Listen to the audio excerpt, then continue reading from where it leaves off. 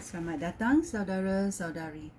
Hari ini kita mau mendengar 1 Korintius babak ke-7. Soal tentang perkahwinan. Mari kita tengok apa Paulus berkata. Sekarang aku akan membincangkan masalah yang kamu tuliskan kepada aku. Jika seorang lelaki tidak berkahwin, hal itu baik. Tetapi supaya tidak tergoda untuk melakukan perbuatan yang cabul, lebih baik setiap lelaki mempunyai isteri masing-masing, dan setiap wanita mempunyai suami masing-masing. Seorang suami harus memenuhi kewajipannya sebagai suami kepada isterinya, dan seorang isteri harus memenuhi kewajipannya sebagai isteri kepada suaminya. Masing-masing harus memenuhi kewajipannya kepada yang lain. Seorang isteri tidak berkuasa atas tubuhnya sendiri, tetapi suaminya yang berkuasa atas tubuhnya.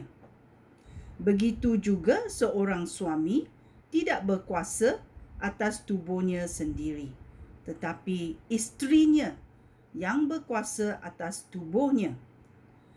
Janganlah saling menjauhkan diri daripada hubungan sebagai suami isteri, kecuali kedua-dua belah pihak bersetuju, dan hanya untuk sementara waktu, supaya masing-masing dapat berdoa dengan tekun. Tetapi setelah itu, kamu harus melanjutkan hubungan sebagai suami isteri. Dengan demikian, iblis tidak dapat menyebabkan kamu berdosa kerana kamu tidak dapat menahan nafsu. Aku mengatakan hal ini bukan sebagai perintah, melainkan sebagai nasihat. Sebenarnya, aku lebih suka jika kamu semua menjadi seperti aku. Tetapi setiap orang sudah menerima kurnia yang khas daripada Allah. Seorang mempunyai kurnia ini dan yang lain mempunyai kurnia itu. Kepada mereka yang belum berkahwin dan kepada wanita yang sudah menjadi balu, inilah nasihat aku. Lebih baik kamu tetap hidup sendirian seperti aku. Tetapi jika kamu tidak dapat menahan nafsu, maka berkahwinlah. Lebih baik kamu berkahwin daripada nafsu berahi kamu berkobar-kobar. Kepada mereka yang sudah berkahwin, beginilah perintah aku. Sebenarnya, bukan aku yang memberi perintah ini, tetapi Tuhan. Seorang isteri tidak boleh meninggalkan suaminya, tetapi jika seorang isteri meninggalkan suaminya, dia harus tetap tidak bersuami, atau dia kembali kepada suaminya. Seorang suami tidak boleh menceraikan isterinya. Kepada yang lain, aku berkata begini. Ini nasihat aku sendiri, bukan nasihat Tuhan. Jika seorang lelaki Kristian mempunyai isteri yang bukan Kristian, dan isterinya itu bersetuju hidup bersama-sama dia, orang itu tidak boleh menceraikan isterinya. Jika seorang wanita Kristian mempunyai suami yang bukan Kristian dan suaminya bersetuju hidup bersama-sama dia, maka isteri itu tidak boleh menceraikan suaminya. Seorang suami yang tidak percaya kepada Kristus diterima oleh Allah kerana perkahwinannya dengan isteri yang percaya kepada Kristus.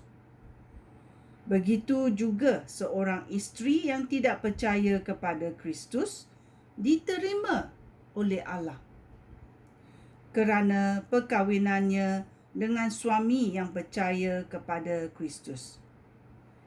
Jika tidak demikian halnya, anak-anak mereka akan menjadi seperti anak-anak orang yang tidak mengenal Allah. Sebenarnya, anak-anak itu diterima oleh Allah.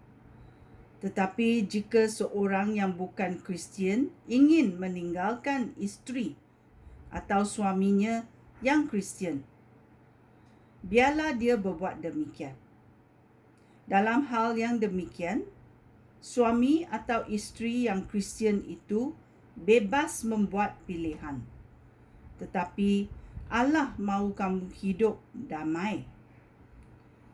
Hai isteri yang sudah percaya kepada Kristus, bagaimana kamu boleh tahu pasti bahawa kamu tidak akan menyelamatkan suami kamu? Begitu juga, hai suami yang sudah percaya kepada Kristus, bagaimana kamu boleh tahu dengan pasti bahawa kamu tidak akan menyelamatkan isteri kamu? Hidup sebagaimana kamu dipimpin oleh Allah. Ayat 17. Hendaklah masing-masing hidup menurut pimpinan Tuhan seperti yang sudah ditentukan Tuhan baginya semasa Allah memanggil dia. Inilah peraturan yang aku ajarkan kepada jemaah. Umpamanya, jika seorang sudah bersunat semasa Allah memanggilnya, maka orang itu tidak boleh cuba menghapuskan tanda sunat itu. Begitu juga jika seorang tidak bersunat semasa Allah memanggilnya, orang itu tidak usah minta disunat. Tidaklah penting sama ada orang bersunat atau tidak. Yang penting adalah mentaati perintah Allah. Hendaklah tiap-tiap orang tetap hidup dengan keadaan seperti pada masa Allah memanggilnya dahulu. Jika kamu hamba semasa dipanggil oleh Allah, janganlah hal ini menyusahkan hati kamu. Tetapi jika kamu mendapat peluang untuk menjadi orang bebas, gunakanlah peluang itu. Hamba yang percaya kepada Tuhan menjadi orang bebas di sisi Tuhan. Demikian juga orang bebas yang percaya kepada Kristus menjadi hamba Kristus. Allah sudah membeli kamu dan membayar harganya dengan lunas. Oleh itu, janganlah jadi hamba manusia. Saudara-saudara aku, hendaklah setiap orang hidup bersama-sama Allah seperti dalam keadaan pada waktu dipanggil oleh Allah. Tentang orang yang belum berkahwin dan wanita balu. Ayat 25. Aku tidak menerima perintah daripada Tuhan tentang orang yang belum berkahwin, tetapi biarlah aku menasihati kamu. Kerana oleh belas kasihan Tuhan, aku patut dipercayai. Memandangkan segala kesusahan yang diancam sekarang ini, aku berpendapat lebih baik seorang lelaki hidup dalam keadaannya seperti sekarang. Jika kamu sudah beristeri, janganlah cuba ceraikan isteri kamu. Jika kamu belum beristeri, janganlah berkahwin. Tetapi jika kamu berkahwin, kamu tidak berdosa. Begitu juga jika seorang gadis berkahwin, dia tidak berdosa. Tetapi orang yang berkahwin menghadapi banyak kesusahan dan aku ingin kamu terhindar daripada kesusahan itu. Saudara-saudara aku, maksud aku begini. Kita tidak mempunyai banyak masa. Mulai sekarang, setiap lelaki yang beristeri hendaklah hidup seolah-olah dia tidak beristeri. Orang yang menangis hendaklah hidup seolah-olah tidak berduka cita. Orang yang tertawa hendaklah hidup seolah-olah tidak gembira. Orang yang membeli barang hendaklah bersikap seolah-olah tidak memiliki barang yang dibeli. Orang yang berurusan dengan hal-hal dunia hendaklah hidup seolah-olah tidak sibuk dengan hal-hal itu. Kamu harus berbuat demikian kerana dunia dalam keadaan yang sekarang akan segera lenyap. Aku mahu kamu bebas daripada kekhawatiran. Seseorang yang tidak beristeri akan menumpukan perhatian kepada hal-hal Tuhan kerana dia ingin menyenangkan hati Tuhan. Tetapi seorang yang beristeri menumpukan perhatian kepada hal-hal dunia ini kerana dia ingin menyenangkan hati isterinya. Akibatnya, hatinya berbelah bagi. Seorang wanita yang tidak bersuami atau seorang gadis yang tidak berkahwin menumpukan perhatian kepada hal-hal Tuhan kerana dia ingin mengabdikan seluruh jiwa raga kepada Tuhan. Tetapi seorang wanita yang sudah bersuami menumpukan perhatian kepada hal-hal dunia ini kerana dia ingin menyenangkan hati suaminya. Aku memberikan nasihat demikian kerana aku ingin menolong kamu. Aku tidak mahu mengadakan larangan ini itu bagi kamu. Sebaliknya, aku ingin kamu melakukan apa yang benar dan patut, serta mengabdikan diri kepada Tuhan dengan sepenuh hati. Inilah nasihat untuk pasangan yang sudah bertunang, tetapi mengambil keputusan untuk tidak berkahwin. Jika lelaki itu merasa tidak bertindak dengan sepatutnya terhadap tunangnya dan jika dia tidak dapat menahan nafsunya serta merasa harus berkahwin dengan gadis itu, hendaklah dia melakukan apa yang dikehendakinya.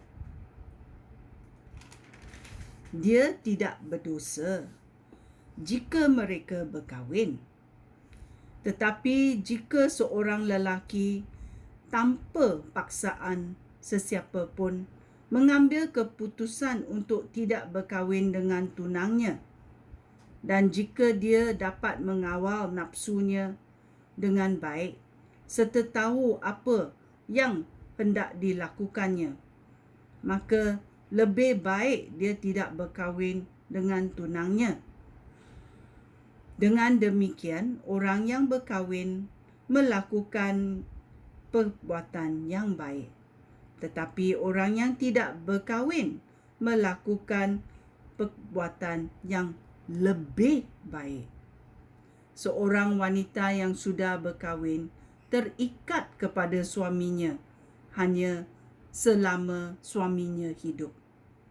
Setelah suaminya meninggal, wanita itu bebas berkahwin lagi dengan orang yang disukainya.